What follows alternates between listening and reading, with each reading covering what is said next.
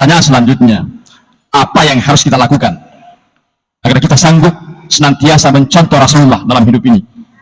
Yang pertama, kita harus senantiasa berusaha meningkatkan cinta kita kepada Rasulullah Shallallahu Alaihi Wasallam. Caranya bagaimana? Yang pertama, kita selalu ikhlas bersalawat, mengirim salawat kepada beliau. Bersalawat kepada beliau adalah merupakan salah satu perintah agama, perintah Allah Subhanahu wa taala di dalam Al-Qur'an. Ya ayyuhalladzina amanu sallu alaihi wa sallimu taslima. Allah berfirman, wahai orang beriman, senantiasalah kalian mengirimkan salawat kepada Rasulullah dengan salawat yang sebaik-baiknya, dan kirimkanlah salam dengan salam yang setulus-tulusnya. Mengapa demikian? Allah dan malaikatnya senantiasa bersalawat kepada Nabi. Mengapa kita tidak mau? Bahkan hadirin berbahagia, dalam hadis yang lain Rasulullah pernah mengatakan, orang yang paling kikir dalam pandangan Islam adalah orang yang ketika nama beliau disebut-sebut, mereka tidak tergerak sedikit hatinya untuk bersalawat kepada Rasulullah. Kata Nabi, al-bakhilu alladhi man dzukirtu indahu falam yusalli alayya. Orang bakhil, orang yang kikir adalah orang yang ketika namaku disebut di hadapannya, kata beliau, dia sama sekali tidak mau bersalawat kepadaku.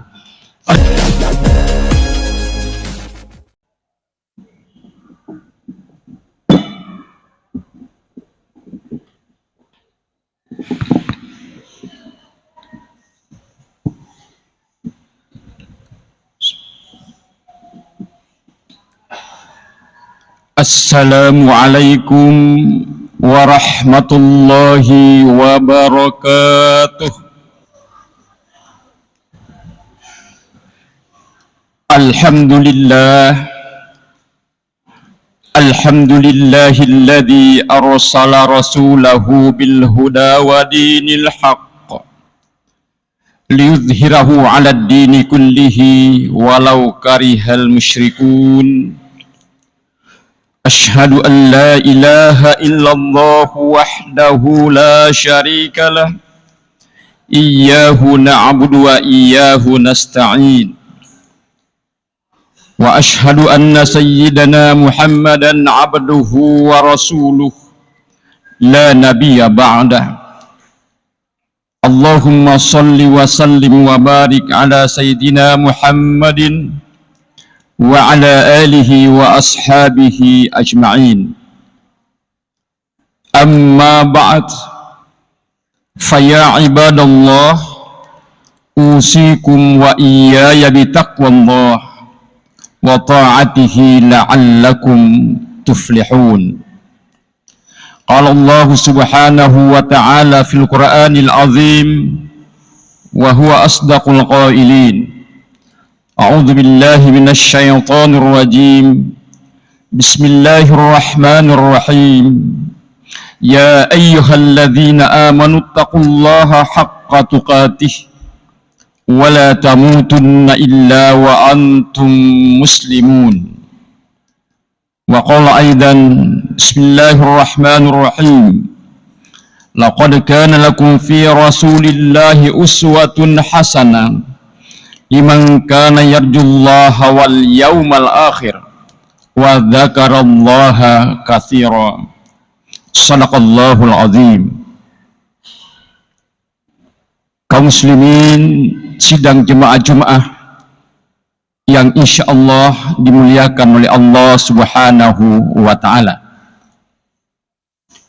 Marilah kita senantiasa bersyukur kepada Allah Subhanahu wa taala atas segala limpahan nikmatnya kepada kita semua, nikmat kehidupan, nikmat kesehatan, nikmat iman, Islam dan istiqamah, sehingga dengan demikian alhamdulillah sampai di siang Jumat hari ini kita masih secara konsisten dan istiqamah berada di atas rel syariat Allah Subhanahu wa taala, Islam yang kita peluk selama ini.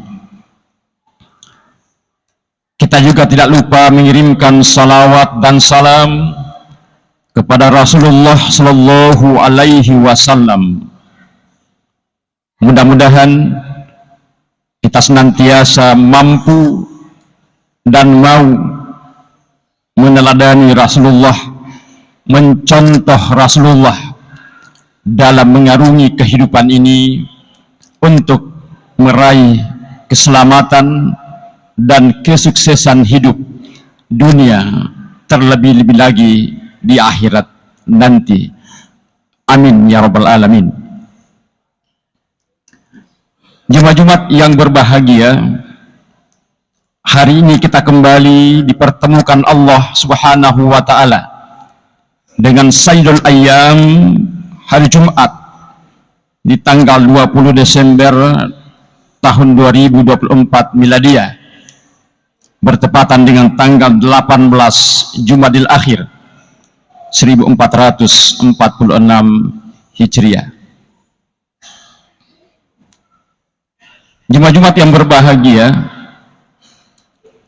salah satu fenomena sosial yang sedang terjadi dan kita rasakan dan saksikan di akhir zaman ini, sebagaimana yang telah diperkirakan oleh Rasulullah Sallallahu Alaihi Wasallam 1400 tahun lebih yang lalu, yaitu terjadinya fenomena krisis akhlak, krisis moral, terjadinya penurunan kualitas akhlak umat manusia, khususnya umat Islam. Kalau kita memperhatikan, salah satu penyebab utama terjadinya krisis moral dan akhlak adalah terjadinya krisis keteladanan.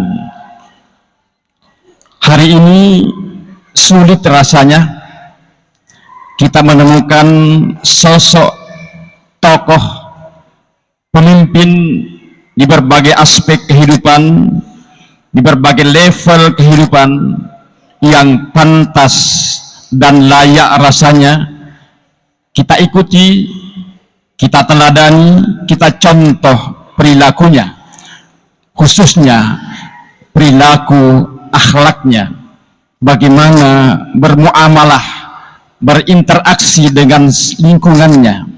Sulit rasanya hari ini menemukan sosok yang ideal, yang rasanya pantas kita teladani di dalam berakhlak. Mengapa demikian? Salah satu penyebabnya adalah karena tokoh yang semestinya kita contoh, yang seharusnya menjadi contoh di tengah-tengah kehidupan kita, kadang memiliki kepribadian yang tidak utuh, kepribadian yang pecah.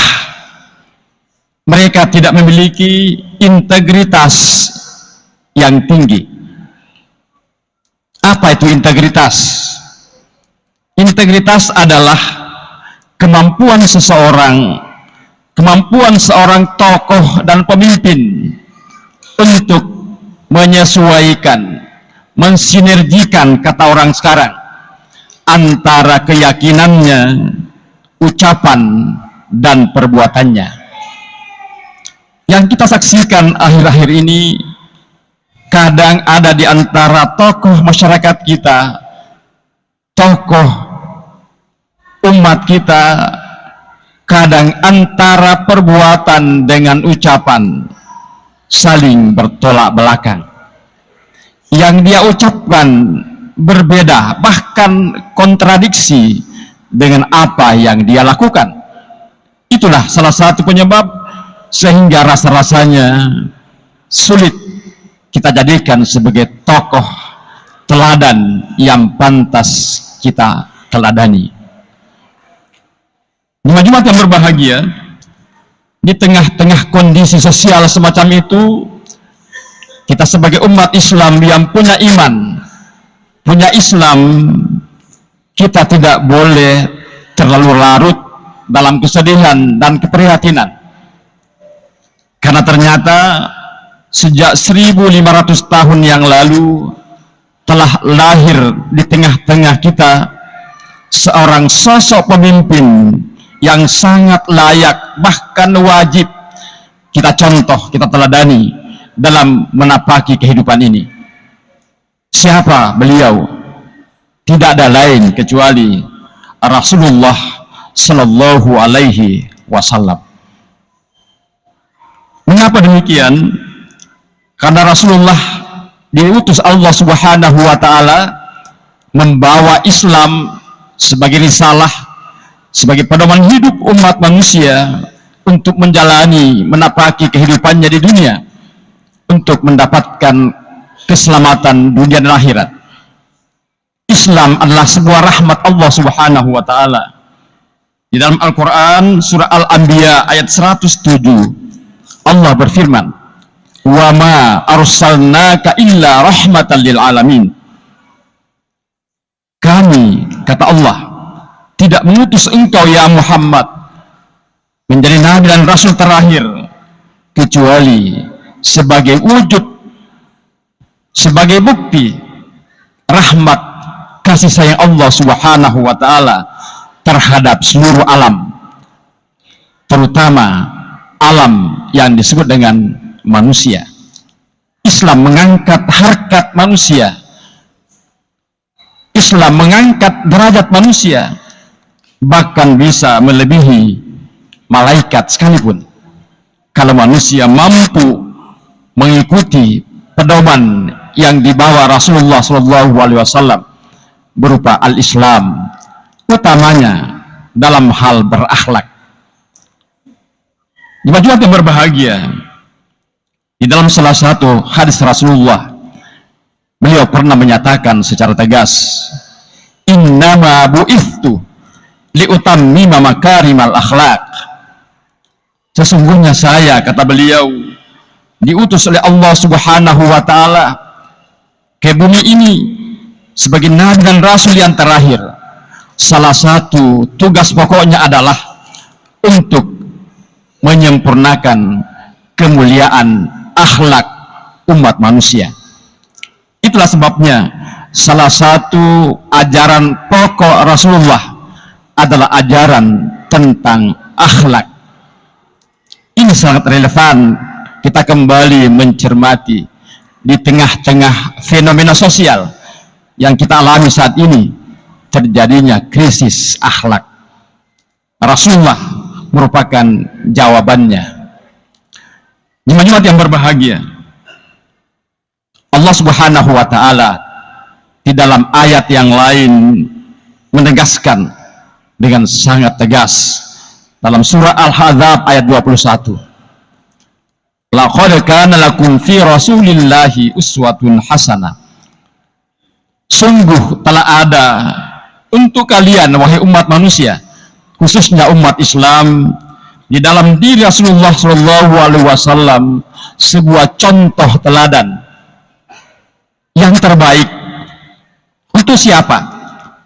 Liman kana yarjullaha wal yawmal akhir wa dzakarallaha katsira. Buat umat Islam yang mampu memiliki 3 syarat, insya Allah akan bisa senantiasa mencontoh Rasulullah Sallallahu Alaihi Wasallam dalam kehidupannya. Yang pertama, yarjullah, senantiasa mengharapkan petunjuk, rahmat, maghfirah dari Allah Subhanahu wa Ta'ala. Yang kedua, wal yawmal akhir, senantiasa mengupayakan keselamatan akhirat. Dan yang ketiga, wa dzakarallaha katsira, memperbanyak berzikir, ingat kepada Allah Subhanahu wa Ta'ala dalam kehidupannya sehari-hari. Jemaat yang berbahagia, pertanyaan selanjutnya, apa yang harus kita lakukan agar kita sanggup senantiasa mencontoh Rasulullah dalam hidup ini?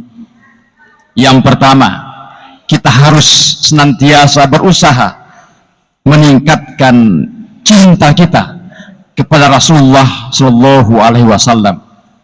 Caranya bagaimana? Yang pertama, kita selalu ikhlas bersalawat, mengirim salawat kepada beliau. Bersalawat kepada beliau adalah merupakan salah satu perintah agama, perintah Allah Subhanahu wa ta'ala di dalam Al-Quran.